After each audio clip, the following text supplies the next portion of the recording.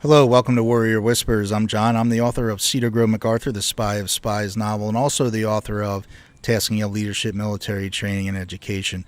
Not sponsored or endorsed by any military branch of service or U.S. government agency. Hope you all woke up this morning with some energy and clarity, and if you're a person of faith, said your prayers not only for yourself, but for your family, loved ones, friends, co-workers, and especially for those around the world. Wow, what a beautiful, beautiful day here on the East Coast, July 12th, sunny, nice cool breeze, trees are swaying in the background. Can't ask for a better day. Go out for a hike, go out for a bike, go out for a swim, go out for a jog, a run. Get out. Remember, life's about forward progression towards your goals and dreams. Today I'm going to talk about Operation United Shield, Enemies Within the Wire. My book that's coming out in September depicts myself and my unit in the beginning, during, and at the end of the conflict of Operation United Shield, which took place in the port of Mogadishu, Somalia, Africa, back in 1994 and 95. Really crazy conflict. It was one of brutal conflict in the 90s and the 80s that were just couldn't explain it, but it was very, very brutal. And I depict that in the book, not only the emotional and the physical barriers that Marines really came to light in that conflict, especially when there was children involved, and just chaos that broke out during that 72-hour of trying to extract civilians, U.S. civilians from Somalia, U.S. service members from Somalia, and some attaché U.S. members of the embassy, and all, try to get them out of there as the two factions in Somalia, Deed and the other one, and Adid was the lesser of the two evils of there in Somalia during the battle. So, great book if you're interested in learning more about Operation United Shield. Hasn't been talked about much. I think there was one movie and maybe one book made about it, but it really needs to be talked about because it was a brutal battle back in the day. And I know Lima Company, 3rd Battalion, 1st Marine, my unit, and the Marines that were with me in that unit, in that command, was just phenomenal in the execution of the mission and the plan and the success and the resolution that came out of that. So, but a little bit about me first. I graduated Marine Corps boot camp, basic training, right, at Parris Island, South Carolina, in the month of December. And from there, I went to infantry training school and advanced infantry training school at Camp Lejeune, North Carolina, at the training facility Camp Geiger, which is located within the compounds of Lejeune.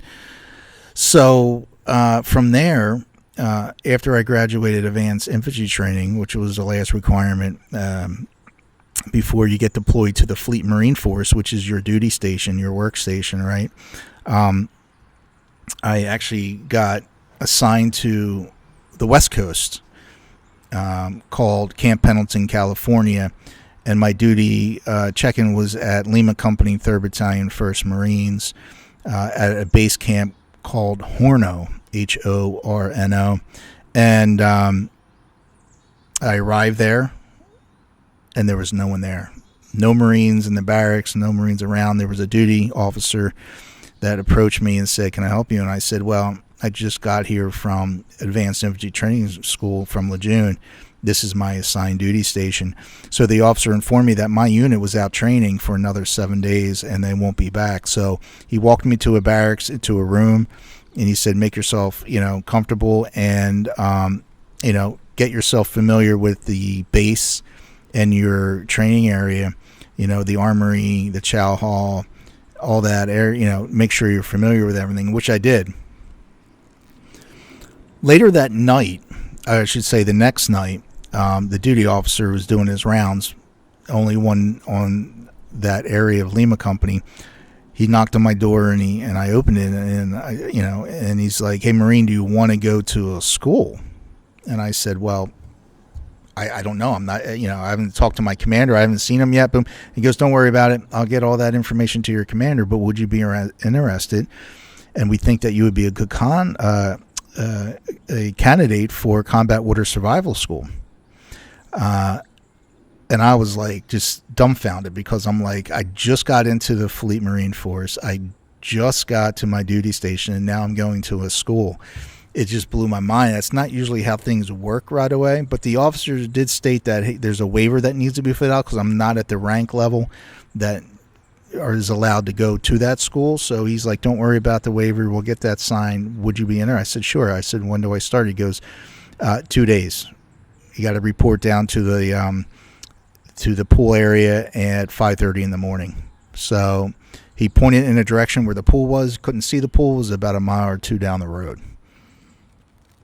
So so I agreed, and I said sure. And then he came back an hour later with all the paperwork, that what I needed to bring and all that stuff, get ready for the school in 2 days. So I went. 2 days came. I got up, walked down to the pool area, which took me, a few minutes to get down there, about 2 miles, a mile and a half. Went down there, and it was 9-hour day, 8-hour day. It's combat water survival school. I was the youngest ranked there, and most of it was sergeants, staff sergeants, gunnery sergeants, but not my rank. I was way, way low down beyond that. So it was definitely a scary moment for me because I had no support group, right?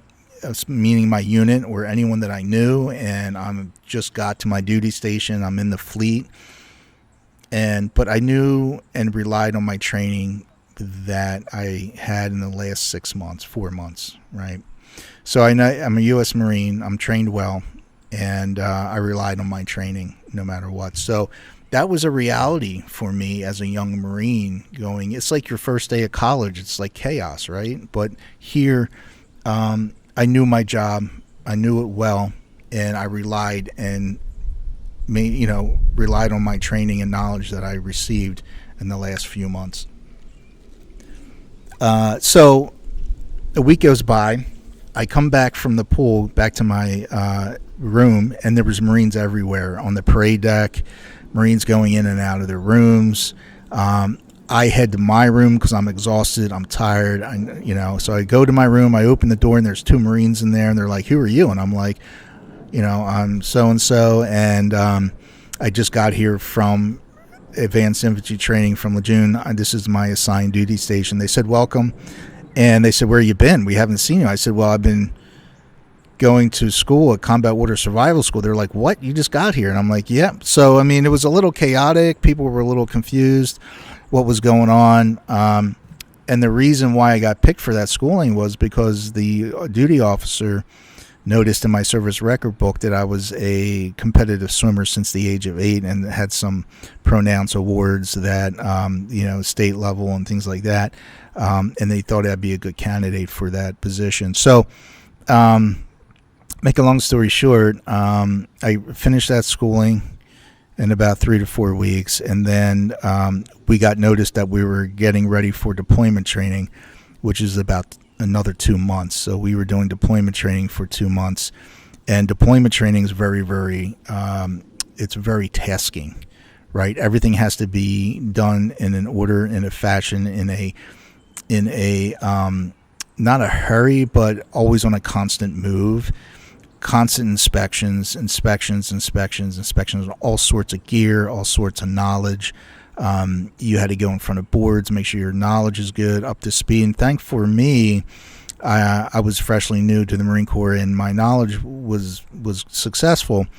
But there were some that were real older Marines that were really good at with their knowledge and what they do. But you study for that, and you get everything ready for that. But main thing is we were 2 months into deployment training, and deployment training is where Marines go aboard a ship for 6 months and go out at sea and get ready for any conflict that's out there.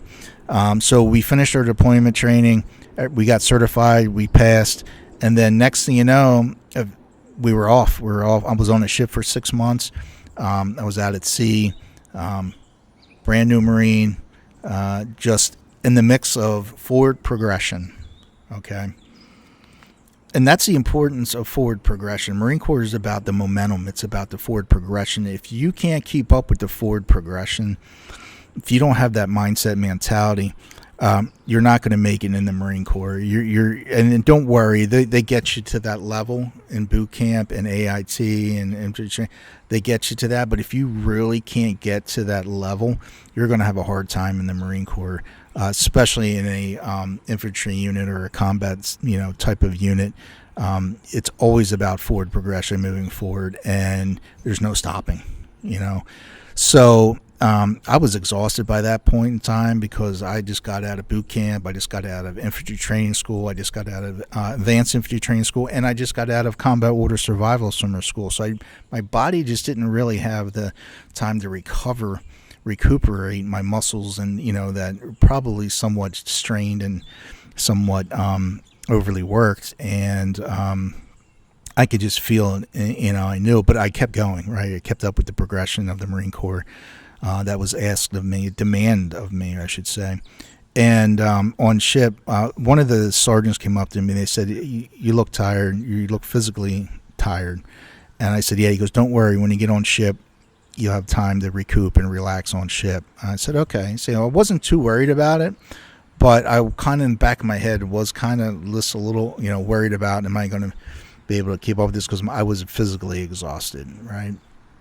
And along the way, if you read my last or a couple books, Warrior Days, you know that I had a slight knee injury in boot camp, and I was recovering from that. And so I didn't have any pain or anything, but I didn't want to re-injure it. And I was getting a little worried with all this constant training, with no very, very little recovery. I was going to make it through, but everything was good, thank God. I got on ship. Again, rested most of the time on ship. Everyone just, because the Marines on ship really have little to do other than to relax and rest on ship. So a little light duty here and there, some fire watch, but nothing strenuous or nothing crazy on that. But we got on ship, and then we were heading, after a month or two of training, going to different areas of training out there at sea. It was 2:30 in the morning. We were heading to a Liberty port, an R&R port, to go and just relax a little bit, get on land, and check out a different country. And here at 2:30 in the morning, the ship's alarm went off, and it was the commander of the ship, and he said, Marines, grab your weapons, grab your battle gear. And I'm thinking this is a drill, and sure enough, 2 seconds later, this is not a drill from the commander. This is not a drill. So I'm going, what the heck is going on? So we're all, getting our gear. We're all getting ready. And here we go muster, which means stage down into a well deck of the ship. And the well deck of the ship is where the amphibious assault vehicles are located. And what it does is they go from sea to shore. Okay, they carry troops sea to shore. And what they do is they drop the ramp, let the ocean in a little bit, and then the AAVs splash into the water and go to land. And so we were staged down there, dry deck, obviously, and we got our rifles, our ammunition. We sorted everything out, assigned everything to Marines. And then we boarded the AAVs, and then we, hours later, splashed into the water, ended up in the beach of Mogadishu, which was just chaos. And but before we did all that, we were at the well deck, and then we got instructed to go to the flight deck. So we marched up to the flight deck. We left all our gear there, and we marched up to the flight deck. And the flight deck looked like a football field at night. Big lights shined on the field, on the flight deck, and we all mustered and sat in a circle. And General Anthony Zinni came out and informed us that we were going into battle, going into a conflict, and that hopefully the two factions will let us get in there and rescue our U.S. citizens that were there, the embassy employees that were there, U.S. embassy employees that were there, and some military service members that were there that needed to get out at that time, and withdraw them and get them to safety onto our ship, and then take them home. And that just didn't happen in that fashion. But what a great leader and privilege was to serve under General Anthony Zinni. Anthony Zinni went to Villanova University, that's located in Pennsylvania. Unfortunately, he passed away a few decades ago, about a decade and a half ago. But what a great leader he was. And I talk about him in the book as well.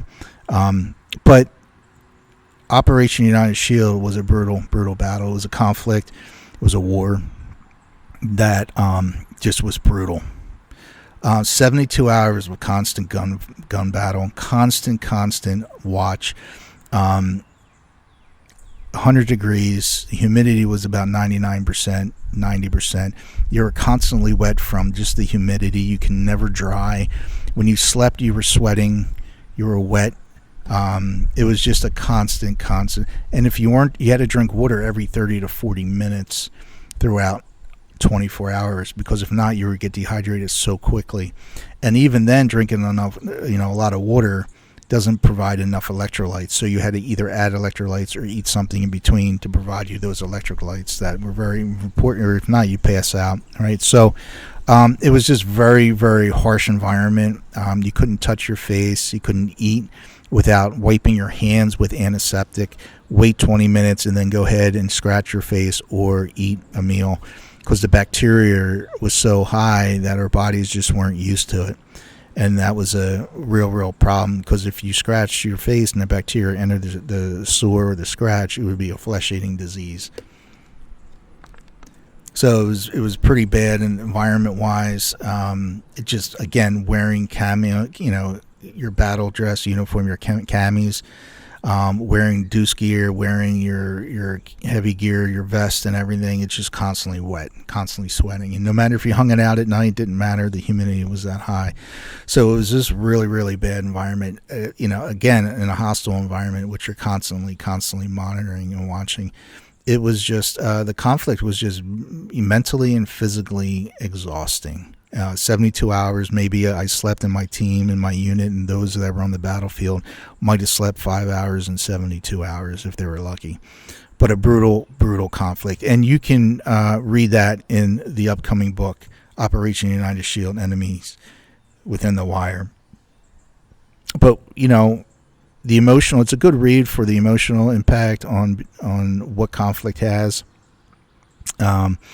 And some of the trauma that Marines have experienced in that intense battle of 72 hours, which wasn't supposed to be any battle in 72 hours, and the lack of ammunition that we had. A lot of us left Somalia when we left that battleground with 1 or 2 rounds in our magazines. And that's how scary it was for us as Marines, is we were out of ammo.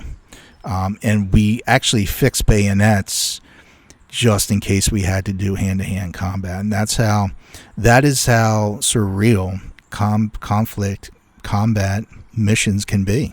It can go from 0 to 100 in a matter of seconds, tenths of seconds. It's just really crazy in battle.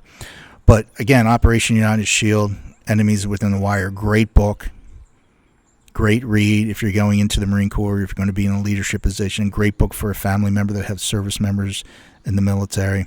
Just a great read, and the understanding of Operation United Shield and the men and women who served in that conflict, especially in Lima Company, 3rd Battalion, 1st Marines in 1994-95.